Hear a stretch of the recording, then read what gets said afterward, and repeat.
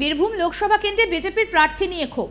প্রাক্তন আইপিএস দেবাশিস ধরকে প্রার্থী করা নিয়ে অসন্তোষ প্রকাশ করেছিলেন প্রাক্তন জেলা সভাপতি দুধ কুমার মণ্ডল। মঙ্গলবার তিনি বিস্ফোরক মন্তব্য করেন। তিনি বলেছিলেন, প্রার্থীর সঙ্গে গলায় রজনীগন্ধার মালা ঝুলিয়ে পুজো দিয়ে বেরিয়ে আসছে, কিন্তু কেন? তবে গণমাধ্যমের সাক্ষাৎকারে বিস্ফোরক মন্তব্য করে ঘণ্টাখানেকের মধ্যে বেঁকে বসলেন বিজেপি নেতা দুধ কুমার মণ্ডল। মানে এক কথায় পাল্টি খেলেন তিনি। বীরভূমের মতো হেভিওয়েট কেন্দ্র থেকে কোচবিহারের প্রাক্তন পুলিশ সুপার দেবাশিস ধরকে প্রার্থী করেছে বিজেপি। বিধানসভা ভোটে শীতলকুচিতে গুলি চালানোর ঘটনার সময় কোচবিহারের পুলিশ সুপার ছিলেন তিনি। ইস্তফা দেবার 9 দিনের মাথায় আইপিএস থেকে সরাসরি ভোট যুদ্ধে নামছেন দেবাশিস ধর। আর তাকে নিয়ে এবার ক্ষোভের সুর প্রাক্তন জেলা সভাপতির গলায়।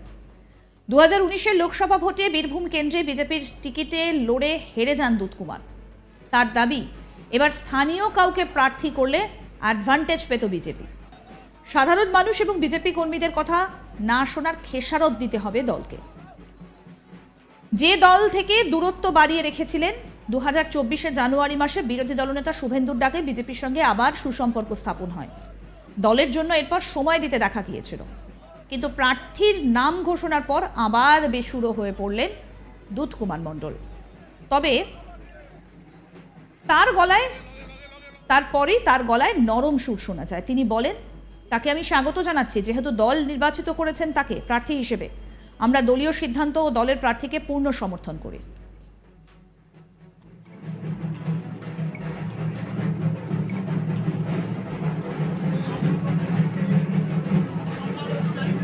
বিজেপি নেতা দুধ কুমার মণ্ডলের কি বক্তব্য এবার শোনাবো। আমি স্বাগত জানাচ্ছি, যেহেতু দল নির্বাচিত করেছেন ক্যান্ডিডেট হিসেবে।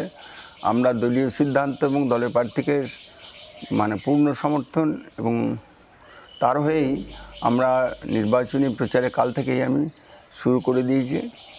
তাকে আমাদের যে কোনো মূল্যে হোক জেতাতে হবে। কিন্তু গত দুদিন আগে দেখা গেল আমরা অন্যরকম মন্তব্য করেছি। আমি অন্যরকম মন্তব্য করিনি।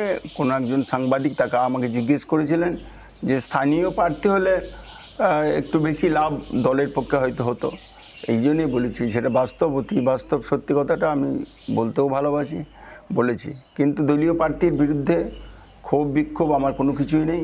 পূর্ণ সমর্থন, স্বাগত। তার হয়ে যতটা বেশি অধিক সময় দিয়ে প্রচার করা যায় ততটাই আমি এবং আমরা সবাই করবে, এটা আমার বিশ্বাস। কেমনভাবে প্রচার ছাড়বেন না, সেটা উনি এখন কী ধরনের প্রচারের পরিকল্পনা তৈরি করেছেন। এখন যেহেতু প্রচার তো শুরু হয়নি, যেহেতু নমিনেশন ফাইল না হওয়া পর্যন্ত উনি ক্যান্ডিডেট হিসেবে প্রচার শুরু করতে পারছেন না। অনৌপচারিক সাক্ষাৎ, সৌজন্যমূলক সাক্ষাৎ এবং মন্দিরে পুজো এইসব করছেন। আমরাও সেইভাবে কর্মীদের উজ্জীবিত করছি। এরপরে তিনি বলেন, সাংবাদিকদের জিজ্ঞাসা করেছিলেন স্থানীয় প্রার্থী হলে, সেই প্রশ্নে বলেছিলাম স্থানীয় প্রার্থী হলে দলের পক্ষে একটু লাভ বেশি হতো। দলের প্রার্থীর প্রতি কোনো ক্ষোভ বিক্ষোভ নেই।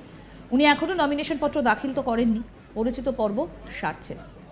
দুধ কুমার মণ্ডল 2019-এ বীরভূম কেন্দ্রে লোকসভা নির্বাচনে প্রার্থী ছিলেন। শতাব্দী রায়ের সঙ্গে তার কড়া টক্কর হয়। প্রাক্তন আইপিএস দেবাশিস ধরের নাম উঠে আসার আগে পর্যন্ত তিনি এবারেও বীরভূমে প্রার্থী হওয়ার দৌড়ে এগিয়েছিলেন, কিন্তু তার বিরুদ্ধে চক্রান্ত করে প্রার্থী করা হয়নি বলেই অভিযোগ অনুগামীদের। 2021-এর বিধানসভা ভোটের মুখে আইপিএস অফিসার দেবাশিস ধরকে কোচবিহারের পুলিশ সুপার করে নির্বাচন কমিশন। বিধানসভা ভোটের দিন কোচবিহারের শীতলকুচিতে কেন্দ্রীয় বাহিনীর গুলিতে 4 জনের মৃত্যু হয়। ভোট মিটে যাবার পরে কোচবিহারের তৎকালীন পুলিশ সুপার দেবাশিস ধরকে সাসপেন্ড করে রাজ্য সরকার। তাকে জিজ্ঞাসাবাদও করে সিআইডি। শীতলকুচি কাণ্ডের পর থেকে কম্পালসারি ওয়েটিংয়ে রাখা হয়েছিল। তার মধ্যেই 2022 সালের সেপ্টেম্বরে আয়ের সঙ্গে সঙ্গতিহীন সম্পত্তি মামলায় আইপিএস দেবাশিস ধরের বাড়িসহ একাধিক ঠিকানায় হানা দেয় সিআইডি। মাসখানেক আগে দেবাশিস ধরের সাসপেনশন তুলে নেওয়া হলেও তাকে কম্পালসারি ওয়েটিংয়েই রাখা হয়েছিল।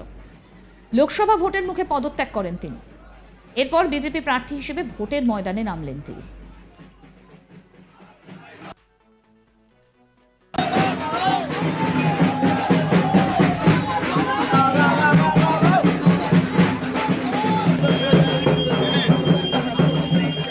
তুলিটাকে ভালো করে ধরতে বলা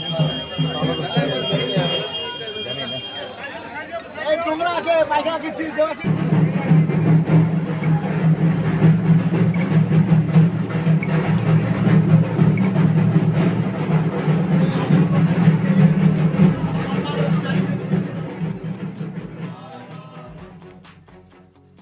আরও আপডেট পেতে দেখতে থাকুন আজ তাক বাংলার ইউটিউব চ্যানেল, সাবস্ক্রাইব করুন।